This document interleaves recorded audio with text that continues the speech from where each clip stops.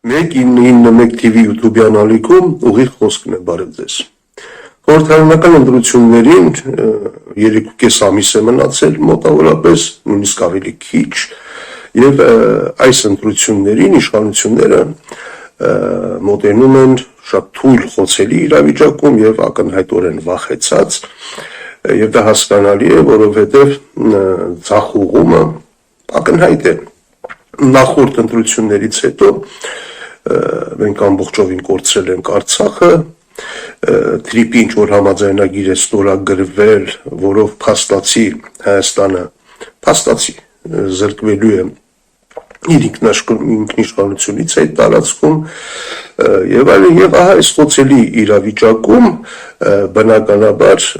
ընդդիմադիր ուժերի շանսերը մեծ են, ընդդիմության շանսերը մեծ են հաղթանակի հասնելու համար, եթե համախմբվեն։ Բայց ցավոք սրտի մեզանում հակառակն է տեղի ունենում, եթե թվում է թե ահա իշխանությունները շատ թույլ են, շատ խոցելի են, վարկանիշը նվազագույնի աստված եւ պետք է ընդամենը ընդդիմությունը համախմբվի, բայց հակառակն է տեղի ունենում, ընդդիմությունը հնարավորին շատ այդպես մասնատվում է, չասեմ պարակվում է, օրինակ նույն վիճակն էր նաեւ 21 թվականի ընտրությունների ժամանակ, երբ իշխանությունները էլի շատ ծանր իրավիճակում էին, պատերազմ էին պարտվել, Հայաստանի տարածքը ներխուժել էր թշնամին եւ թվում էր թե պետք է ընդամենը համախմբվել եւ հեշտորեն Նիկոլ Փաշինյանին հեռացնել, բայց հակառակը տեղի ունեցավ, եթե չեմ սխալվում, ռեկորդային թվով քաղաքական ուժեր մասնակցեցին այդ ընտրություններին, 23 թե 24 ուժ, այսինքն համախմբվելու փոխարեն բանակցվեցին եւ դրա շնորհիվ Նիկոլ Փաշինյանը զարմանալիորեն կարողացավ վերարտադրվել պահպանել իշխանությունը։ Հիմա ահա ճիշտ այդպիսի վիճակ են, որում երբ խոսում ենք ընդդիմության միավորման մասին, բնականաբար այդպես չի լինի, դա հեքիաթ է, բայց համախմբվել հնարավոր է։ Այլ հարց է, որ այդ համախմբումը պիտի իդեպ Միհրան Պողոսյանը շատ ճիշտ ձևակերպեց, ասեց պիտի լինի հանրության համար ընկալելի համախմբում, այսինքն միայն համախմբումը քիչ է, պիտի հասարակությունը ընկալի այդ համախմբումը, որովհետև օրինակ Պապն ու Շահկամը հեքիաթը հիշում եք, չէ՞, երբ որ Պապը, տատը, թոռը, չգիտեմ, մուկը, կատուն համախմբվում են, որպեսզի այդ Շահկամը հանեն, եւ արդյունքում հանում են այդ համախմբումը ակնհայտ է, որտեղ ամեն մեկ առանձին չէր կարող դա անել եւ նպատակն էլ հասկանում, համախմբում Շահկամը պոկեն, տանեն տուն ուտեն։ Սա է, այսինքն նպատակն էլ է հասկանալի։ Ընդդիմության համախմբման դեպքում էլ պիտի ընկալելի լինի նպատակը, թե որն է այդ համախմբի ի վերջո խնդիրը այն չի, որ Նիկոլ Փաշինյանին այդտեղից հասկանալի որ Շահկամի մասին չի խոսք, ավելի շատ մոլախոտի են, բայց արմատախիլ անելը չի միայն, դրանից հետո այնպես չի տապոկելու են տանեն ուտեն, չէ, պիտի հասկանալ դրանից հետո ինչ է արվելու։ Իդեպ Նիկոլ Փաշինյանը ինքը այս տեխնոլոգիան ուտելու տեխնոլոգիան հենց նրա վրա էր կառուցում, չէ, ինքը այդ իր թավշյա ոչ վրնի չգիտեմ այդ հեղափոխության օրերին նա ամբողջ ասելիքը կենտրոնացած էր ուտելիքի վրա, ասում էր, թե այդ նախկինները թալանել են, մենք գալու ենք չենք թալանելու, մենք գալու ենք քյաբաբ վերադարձնելու ենք, հետագայում էլ հիմա էլ ասում են, չէ, տես, ինչ եմ ասում, նրանք թալանում են, իսկ մենք չենք թալանում, չէ, մենք ուղղակի ինքներս մեզ պարգևատրում ենք, պարգևավճարներ ենք տալիս կամ վարձատրության ավելացում ենք ունեն, մինչև կենտրոնացած է դրա վրա, մինչև հիմա։ Ընդդիմության դեպքում այդ համախմբումը պիտի լինի շատ պարզ, շատ հստակ, մենք համախմբվում ենք, որպեսզի այս իշխանություններին հեռացնենք, դրանից հետո որպեսզի անենք այս։ Այս սա է, որ առայժմ չկա։ Նիկոլ Փաշինյանի դեպքում ամեն ինչ շատ հստակ է։ Այսինքն հասարակությունը գիտի, թե ինչ է լինելու, եթե Նիկոլ Փաշինյանը կարողանա վերարտադրել իր իշխանությունը։ Շատ լավ հասկանալի է։ Ադրբեջանը քայլ առ քայլ հասնելու է իր նպատակներին, Թրիփով փաստորեն անխոչնդոտ կապ է հաստատելու Հայաստանի վերահսկողությունից դուրս, կապ է հաստատելու Նախիջևանի հետ, այնտեղով Թուրքիայի հետ, հետո իրենց փախստականներն են վերադառնալու Հայաստան, երկու ադրբեջանցիները, որպես զբոսաշրջիկներ իբր եկել էին Աշոտսկ, դա ուղղակի այդ փորձնական ինչ-որ քայլեր կան, ինչպես իշխանություններն են ասում, պիլոտային ծրագիր էր, հասկանալի է, որովհետև հետագայում այս ընտրություններից հետո այդ ծրագիրը գործի է դրվելու եւ իմիջիայլոց խորհրդարանական ընտրություններին երևի ամենաանհամբերը սպասում են Ադրբեջանում, որպեսզի այդ ընտրությունները տեղի ունենան եւ հետո իրենք սկսեն ավելի ակտիվորեն, ավելի ագրեսիվորեն ներկայացնել իրենց պահանջները եւ հասնել դրանց։ Այդ հիմա իրենք կտրուկ քայլեր չեն անում, որովհետև նպատակ ունեն ամեն ինչ անել, որպեսզի իշխանությունները վերարտադրվեն, դրանից հետո ավելի կոշտ են լինելու։ Տեսեք, օրինակ, սահմանազատումը ինչու է սառեցված այդ գործընթացը, որովհետև հաջորդ փուլում դա լարում է առաջացնելու, չէ, Հայաստանի ժողովուրդը տեսնելի, որ սա այնքան էլ այդպես խաղաղություն չէր, ոնց որ թմբկահարում են, հետո տեղի ունենալու այդ փախստականների վերադարձը, ընդ որում գիտեք թե ինչպես է դա տեղի ունենալու, այնպես չի, որ այո, իսկապես նրանք մեքենաներով են գալու, պահանջելու են իրենց տները, փաստաթղթերով, ամեն ինչով, եւ ոչ թե իրենց զորքն է գալու իրենց հետևից, չէ, առաջին փուլում Հայաստանի իշխանություններն են պարեկները ապահովելու նրանց անվտանգությունը, հետո իշխանությունները նրանց ֆինանսական աջակցություն են տրամադրելու, որպեսզի նրանք մեր բյուջեի հաշվին, որպեսզի նրանք վերականգնեն իրենց այդ ավերած տները, բնակավայրերը։ Արարատյան դաշտում ու Կոտայքի մարզում գուցե դա մի քիչ դժվար կլինի, որովհետև այնտեղ ինչ որ փոխանակել են տները, բայց օրինակ Սյունիքում կամ Աշոտսկում, Սյունիքում ավելի շատ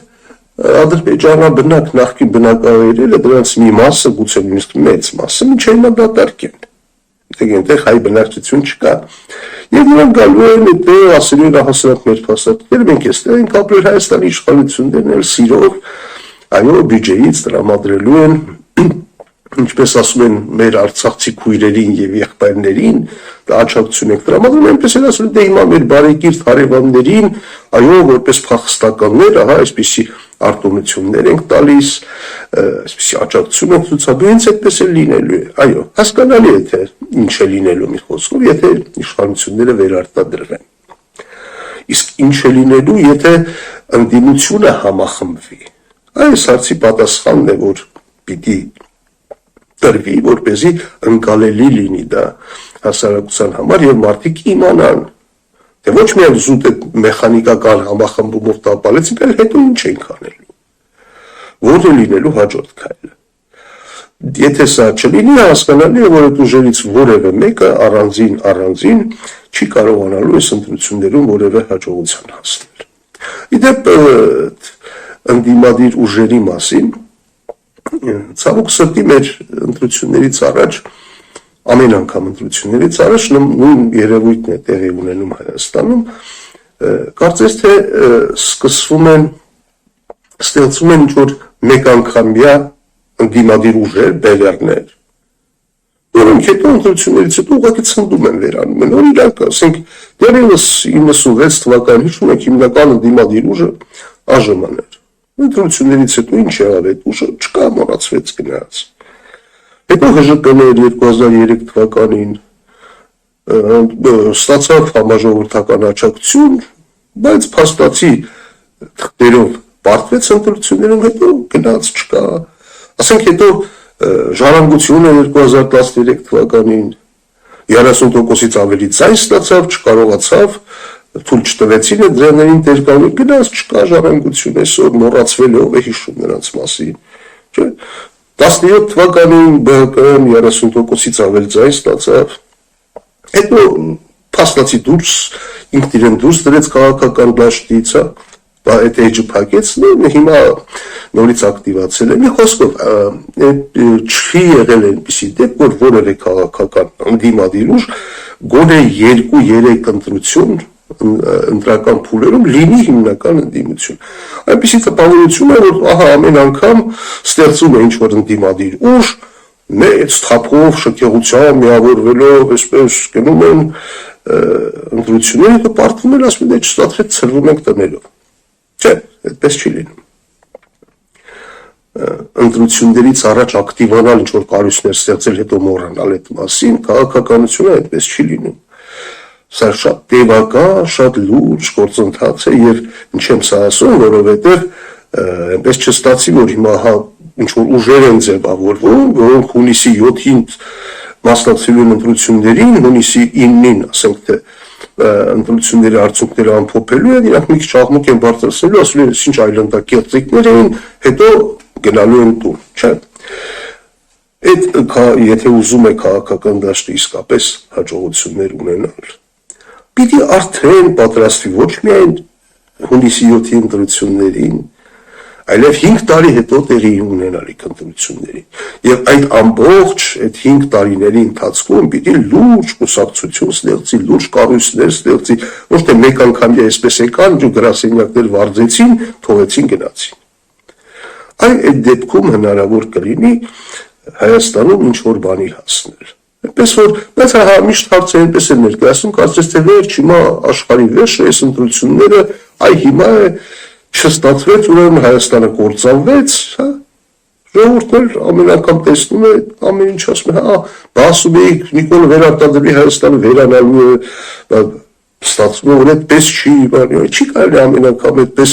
ակնկալիքներ գեներացնել, կուտակել, հետո հիասթափեցնել, հետո 5 տարի հետո եւս մի անգամ այդպես